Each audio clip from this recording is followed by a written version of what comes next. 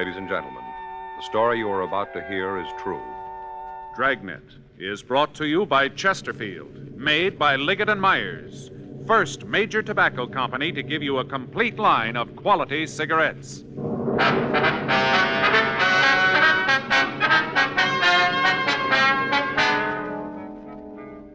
You're a detective sergeant. You're assigned to burglary division. You get a call that an important piece of religious art has been stolen from the oldest church in Los Angeles. There's no lead to its whereabouts. Your job? Find it. To sell a product, you have to make it good and keep it good. What do the latest reports show about Chesterfield? Well, our research laboratory has compared it with the leading cigarettes in the country. Chesterfield is highest in quality, low in nicotine.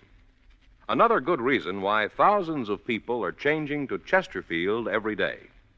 Smoke America's most popular two-way cigarette. Regular or king size, you'll find Chesterfield really mild, really satisfying. Best for you.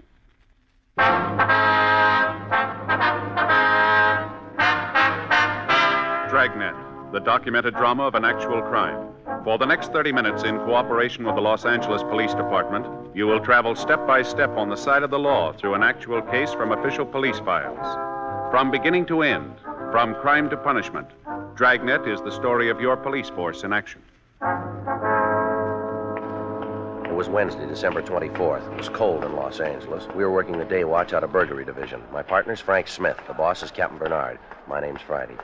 I'd gone across the street to buy stamps for some Christmas cards I was sending out. It was 9:15 a.m. when I got back to room 45. Burglary. I sat down at a table in the squad room and I started to address the cards when Frank walked in carrying a stack of Christmas boxes. Hi, Joe. Hi. Christmas cards, huh? A little late, aren't you? Well, I was going to send them out Monday, but we had that stakeout. You ought to get married, Joe. Yeah? It's the only system. Faye does all that stuff for me. Laundry, mails cards. Only system. Might help. You got a big stack there. Ought to cut down the list. Look at this here. Upholstery shop. Yeah? They send me a card every year. I never get anything upholstered. Faye and I ought to go over our list. Cut off a few names. I brought in your present. Want to open it now? No, I'll wait. I always open a couple a day before. Why? Well, put you in the spirit ahead of time. I opened Phil's this morning. Who's he? Faye's brother in Denver. Gave me a magazine, one of those funny ones. What do you mean, a comic book? No, one of those funny ones, you know. No, I don't, Frank. Well, some of the pages have holes in them. You look through and there's a picture on the next page. Oh, yeah, I've seen those on the newsstand. They have cloth pasted in. Cloth? In the ads. If you want to buy a suit, they have a sample right there. You mean you can feel it? Reach right out and feel it. There was one for $200. A suit? Sure. Cloth comes from Scotland. What's it made out of? Solid gold? No, they got a special kind of goat over there. It's real smooth. Not a goat, Frank. A sheep. Well, it's a special kind of sheep, then, because a suit costs $200. You gonna get one? I told Faye. She said, wear the sample. Anything doing? Fanning and Pryor were in on that market holdup. They come up with anything? Pound of air, nothing else. I hope it stays quiet. I got more shopping to do. I finished. What'd you get Ann? Stationery set, some paper and envelopes, leather binding. Joe, you'll never learn. Oh, what's the matter? No woman wants a stationery set. Get her something personal. Well, it's got her initials on it. No. You want something more sentimental, romantic. What'd you get Faye? It's different in her case. What'd you get Faye? Sewing machine. That's romantic. Well, it isn't a way. Why didn't you buy her a catcher's mitt? Burglary Friday. Yes, that's right. You have the right department. All right, Father, we'll be right down. No, you can tell us about it there. Goodbye. The old mission church, they've had a theft. Collection money? Statue of the child Jesus. Frank and I checked out of the office and rode over to the church at the corner of Sunset Boulevard and Main. The Old Mission Plaza Church, founded 1781, the year Los Angeles became a pueblo. The outside was typical early Spanish design, complete with mission arches. It was made of adobe and painted white. They called it the Queen of the Angels. The Padres from down in Mexico built it. The devout Mexicans in town still attended services there. 10:05 a.m. Frank and I crossed through the courtyard. Used to be the old stable, but the Spanish priest changed all that when it became a mission. Stonemasons paved the stable floor and made it a courtyard. They planted grapevines, trees, and flowers. A young priest crossed the courtyard to meet us. He'd been sitting on a stone bench reading his morning prayers, as priests had done here for 172 years. We asked for Father Xavier Rojas, who'd communicated with us. We were told he was inside. We entered a side door. The church seemed to glow with the hundreds of votive candles flickering on both sides of the altar and at the shrines throughout the church. It was empty except for a few people praying. Surrounding the main altar were several old oil paintings in gold frames. The air was heavy with the scent of Advent flowers. We found Father Rojas up near the sanctuary, looking at the nativity scene. He told us about the crib. It was a $70 duplication of the scene at Bethlehem. The parishioners had taken up a collection for it 31 years ago. It was put up every year on December 22nd and taken down after the holy season. It was beautiful, except that one of the shepherds had lost an arm, the sheep was old and cracked, and the infant Jesus was missing.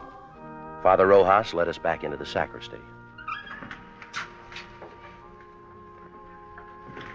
I'm sorry to bother you, men. It's all right, Father. Especially now, the holiday season. We cash our checks, Father. You want to tell us what happened? Or what you think happened? I discovered the statue was missing right after the 6 o'clock Mass. You say the 6? Yes. I started over to the rectory and stopped by the crib. Was the statue there before Mass? I don't know, but it was there last night. How late is the church open? All night. You leave it wide open so any thief can walk in? Particularly thieves, Sergeant. You say it was there last night, Father. How late? 10 or 11 o'clock, we had confessions. No one saw it after that? One of the altar boys, he says it may have been there. He thinks it was.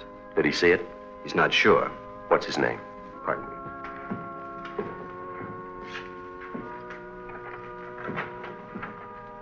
Here's the schedule. You'll find the names for every Mass there. Was there a big crowd at the 6 o'clock Mass, Father? Not too many. 7's the big one. People on their way to work. Did anyone stay after Mass, did you notice? Not especially. I came back here, took off the vestments. I suppose it was 10 or 15 minutes before I went back in the church. It was empty then? No, people were coming in for the 7 o'clock. Are these the altar boys, James Cornine and Joseph Heffernan? That's right. Joe's the one who mentioned it might have been there. Did you check with the other priests, Father? Before I called you. None of them knows anything about it. Just for a check on the pawn shops, how much is the statue worth? In money? Well, that's the point in pawn shops, Father. Only a few dollars. We could get a new one, but it wouldn't be the same. We've had children in the parish. They've grown up and married. It's the only Jesus they know. We understand. And we've had children who died. It was the only Jesus they knew. So many of the people who come here are simple people. They wouldn't understand, Sergeant. It would be like changing the evening star. We'll do our best, Father. That's why it would mean so much to have it back for the first Mass on Christmas. It's not very long, Father. Less than 24 hours. If anything turns up here, you know where to get in touch with us. Yes. Sad, isn't it? How's that? In so short a time, men learn to steal. Yes, but consider us, Father. Us? If some of them didn't, you and I'd be out of work. 10:50 a.m. We notified pawn shop detail. Frank and I checked out the 2 altar boys. The first one, James Cornine, said he knew nothing about the missing statue. The second one, Joseph Heffernan, was not at home. His father said he had a part-time job, but he'd have him get in touch with us right after lunch. By 11:30 a.m., we'd run out of book procedure. We had a man to find. Our only clue, he'd been to church. 11:33 a.m. We checked the phone books for the names of religious stores in the area. 2 of them were closed. We tried the third. When we got there, the only person in the store was an elderly man sitting by a table. In front of him was a large, beautifully carved chess set.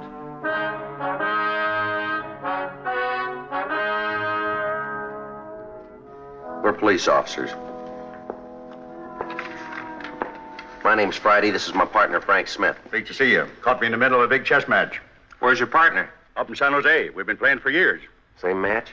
No, just 2 or 3 months on this one. What I meant was we've been playing different matches for years. I see.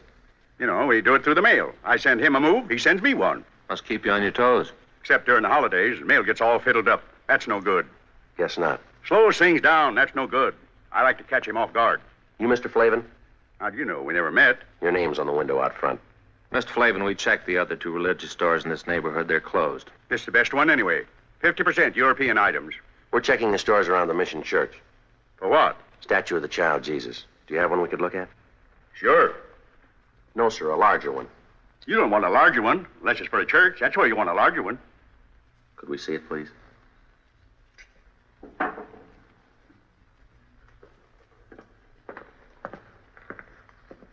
It's not my due to butt in. But unless you live in a big place, this will make your living room all the kilter. Yes, sir. Do most of the people who go to the Mission Church trade here? Good many of them, especially the kids. Why kids? More religious. Check on yourself. See if kids aren't more religious than you. Might be so. That's what's wrong with the world. Oh, I don't mean you're wrong with it. Everybody. Yes, sir. Wonder if we could stick to the point, Mr. Flavin. Sure. A lot of people from the Mission Church come in here. Do people ever come in and sell back a religious article? Like a prayer book or rosaries? Yes, sir. Second-hand, you mean? Yes, sir. Not since I ever been around. It's silly. Why? People don't have religious articles so they can get rid of them. They have them so they can have them. But if a man had a statue and wanted to sell it, he'd come to a place like this. Sure, but he wouldn't want to sell it. He would if it was stolen. No, sir. If a man was to steal a statue, he'd be crazy or something like that. The only place he'd want to go is where crazy people are. You may be right, Mr. Flavin. I don't know what you fellas are looking for, but if it's somebody who stole a statue, he's crazy and you won't find him. You won't find him as long as you live, or in a million years. That should cover it. We checked religious stores out as far as Van Ness. We asked the same questions. The owners gave us the same answers, but none of them were as encouraging as Mr. Flavin.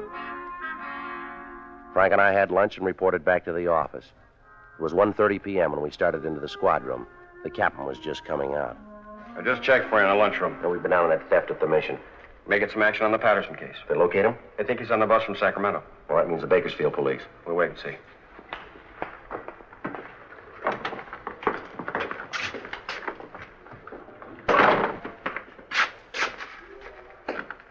Are one of you fellas Sergeant Friday?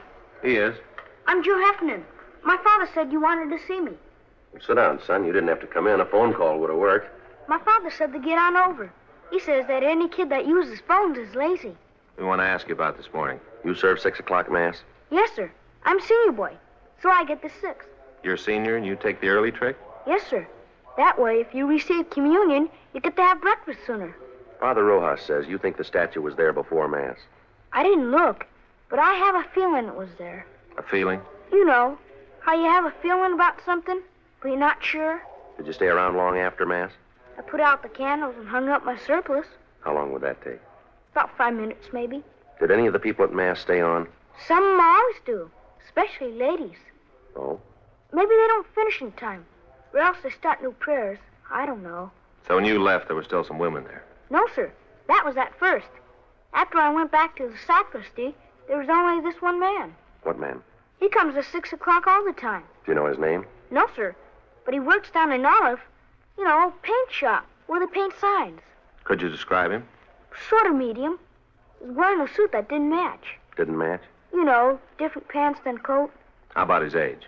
Oh, he's pretty old. Take a guess. About 40, maybe. There's nothing particular about him. Then why'd you notice him? I've seen him before. And the bundle, I guess. The bundle? Out in front. I saw him when he was coming out. He had this bundle, and he almost dropped it. How large a bundle? It's hard to say. Come on, son. Was it large or small? The size of the statue? About that big. Yes, sir.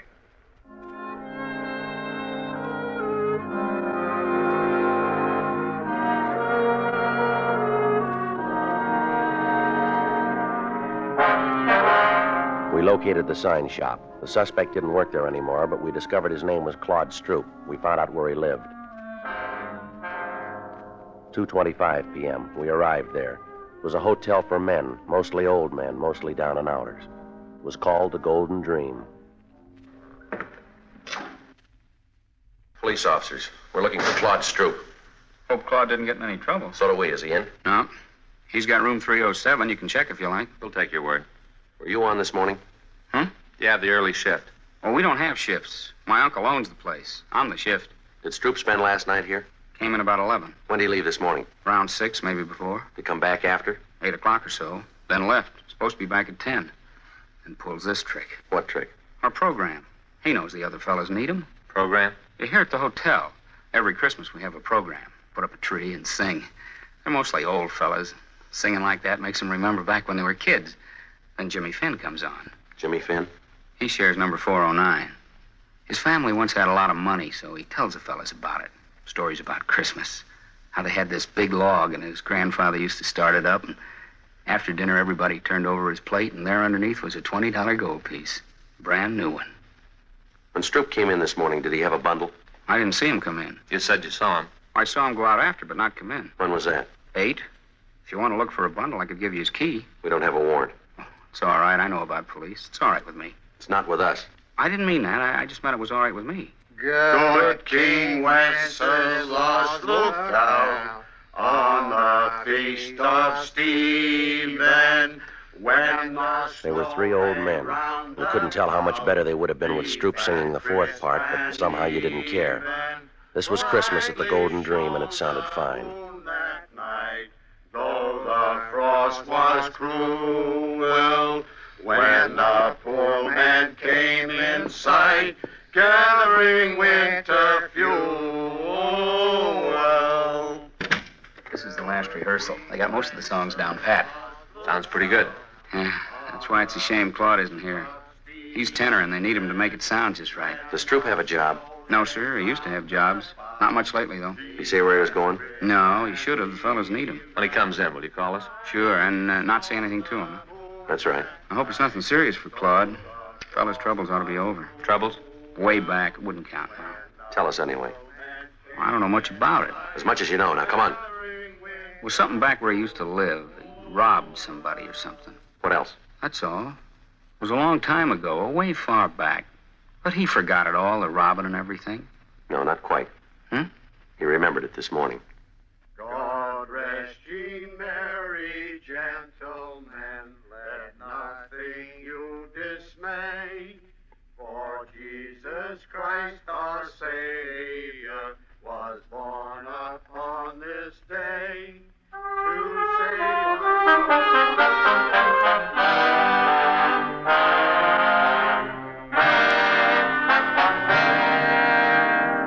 We went back to the office and ran Stroop's name through R&I. If he'd been booked anywhere, we had no record of it, at least not under that name. 4:15 p.m. Pawn shop detail reported back. No object resembling the statue of the child Jesus had been turned in. 4:18 p.m. I hung up the phone.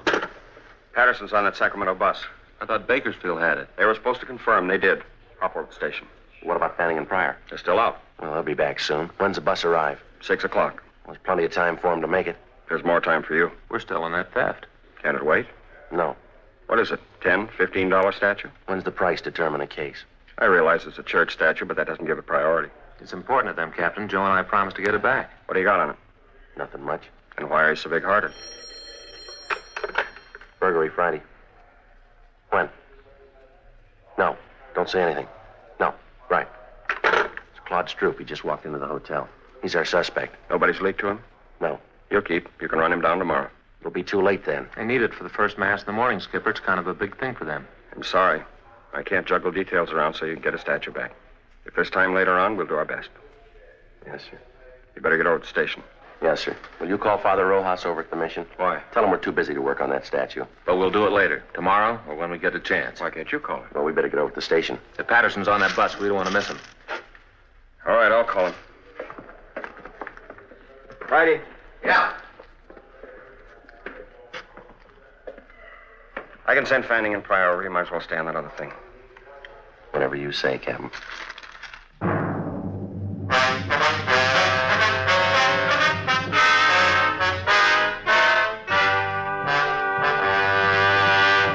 You are listening to Dragnet, the authentic story of your police force in action.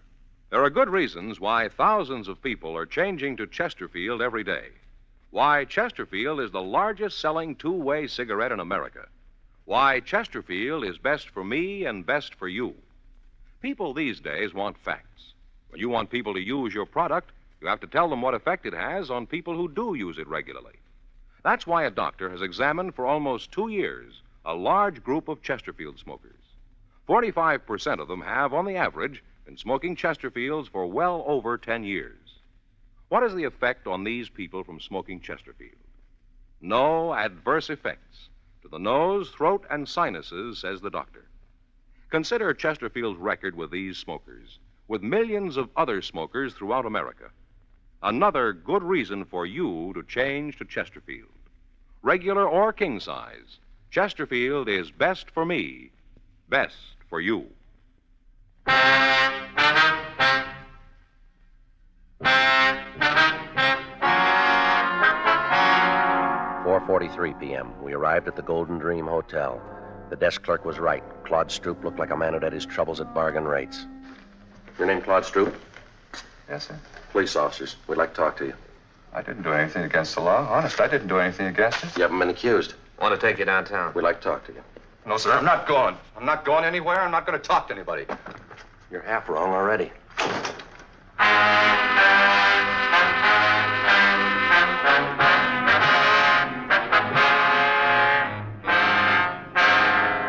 "5:15 p.m. We returned Stroop for interrogation. He kept his word. He refused to talk. 6:05 p.m. Frank called Fay, told her he'd be a little late. Stroop didn't move for a whole hour. He sat and stared, but he didn't talk. 6:40 p.m. We got a final report from pawn shop detail. The shops were closed. There was no statue. Stroop still hadn't talked. Don't you ever want to go home, Stroop? If I was to talk, he wouldn't let me go. Depends on what you'd say. I'd say it wrong, and I wouldn't get home. You won't this way either. I'd like to go. You can bet on that. This is the 7th year we had the program, and I never missed a one. Not a single one. Why don't you tell us what happened, Stroop? How would I know you'd let me go? You wouldn't. I might as well anyway. All right, what happened from Mass on? Well, there was Mass. I came out and started down toward the hotel. Back up. I left my stuff at the hotel, and then I picked up George's car. I didn't steal it. He said I could have it any time I wanted. Only this time I didn't ask him. I took it and started out. Yeah. I should have asked, but I just didn't. I went over to Grand Avenue for the Christmas bulbs, for this fella sells them secondhand. It was coming out of the lot that I did it. Yeah. The bumper must have caught the other car. Didn't leave too big a dent, but there was this long scratch. I got out and tried to wipe it off with my handkerchief. You know, spit on it like. Only it didn't do no good. I didn't think anybody saw. I don't know how you fellas found out about it. I'll check auto records. Right. Stroop, we didn't bring you down here to talk about that. You didn't? No. There's a statue missing from the church. The statue of the child Jesus. You mean I took it? You took a bundle out of church? Yes, sir. That was my other pants for the program tonight. I had a place sewed up and there was a button on it. You can check. But I wouldn't take a statue. I don't think you would either. He's clear at auto records. Go on home. For the program? You mean it's all right? Good night, Stroop. Good night.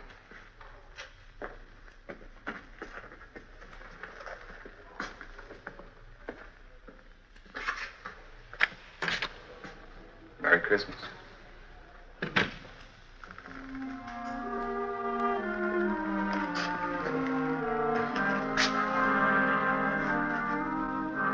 Where to?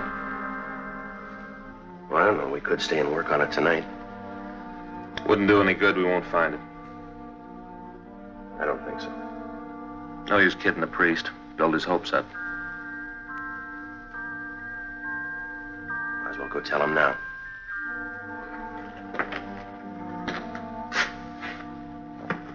Merry Christmas.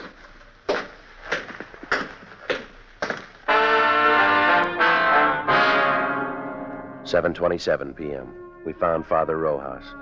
Frank told him how it was, that we couldn't get the statue back by morning, but that we'd keep trying during the week. He said he understood. We told him we had to get on. As Frank and I started to leave, the doors at the main entrance to the church opened.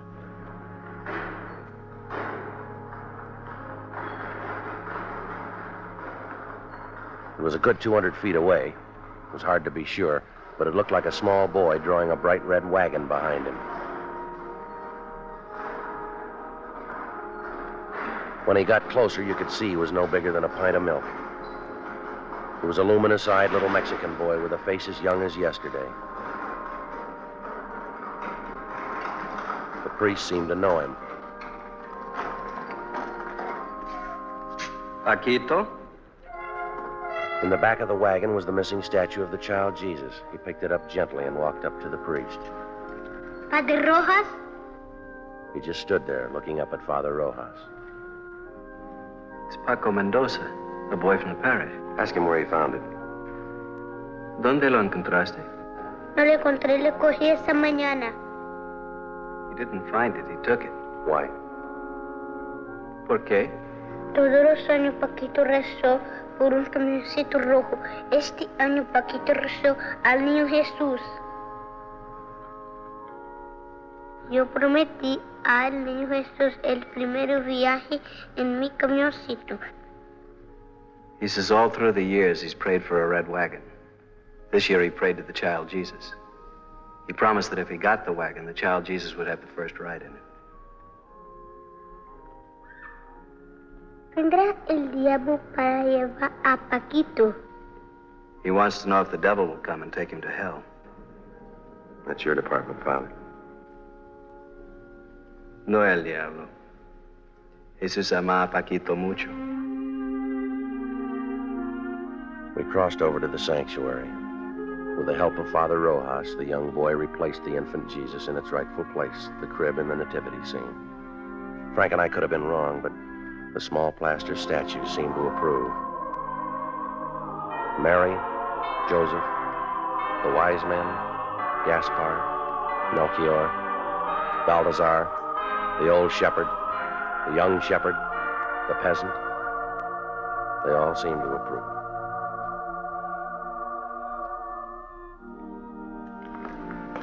Vuelve a tu casa, Paquito. The priest told the boy to go home. He took hold of his wagon, started the long walk out of the church.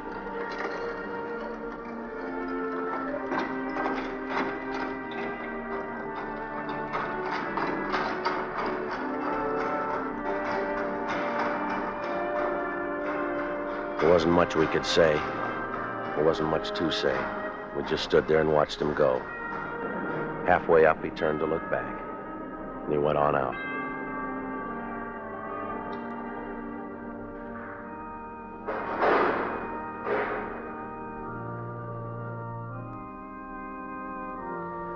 I don't understand how he got that wagon today.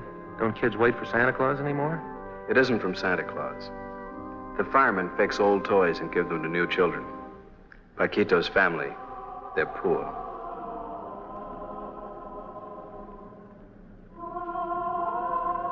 Are they, Father?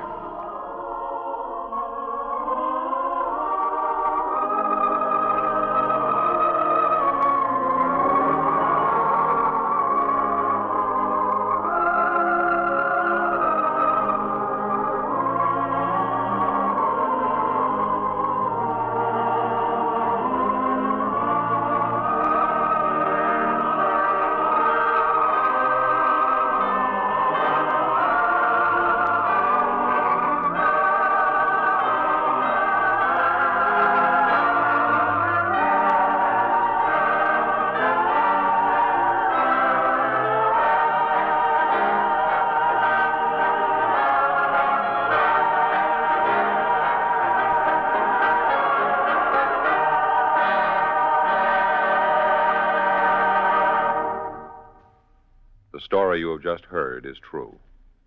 The names and locations were changed. Ladies and gentlemen, here is our star, Jack Webb. Thank you, George Fenneman. Friends, remember your cigarette dealer will be open right up to Christmas Eve, and he can take care of your last-minute shopping problems with Chesterfield's. Chesterfield's and the special Christmas carton featuring the covered bridge.